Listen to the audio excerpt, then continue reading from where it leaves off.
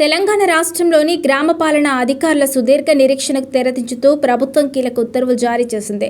జిల్లా స్థాయిలో పనిచేస్తున్న జూనియర్ అసిస్టెంట్లు, గ్రామ పాలనా అధికారుల పదోన్నతులకు సంబంధించి తెలంగాణ మినిస్టీరియల్ సర్వీస్ రూల్స్ 1998 సవరణలు చేస్తూ ప్రభుత్వం నిర్ణయం తీసుకుంది.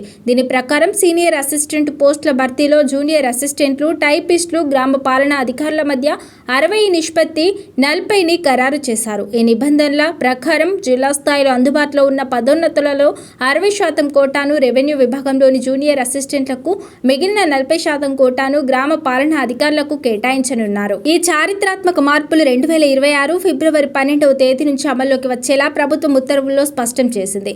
Chief commissioner of land administration పంపిన ప్రతిపాదనలు నిశితంగా పరిశీలించిన తర్వాత రొటేషన్ పద్ధతిలో ఈ పదోన్నతులు కల్పించాలని రాష్ట్ర ప్రభుత్వం నిర్ణయించింది. ఈ సవరణల వల్ల గ్రామ పంచాయతీ స్థాయిలో పనిచేస్తున్న అధికారులకు సీనియర్ అసిస్టెంట్లుగా పదోన్నతి పొందేందుకు లైన్ క్లియర్ అయ్యింది.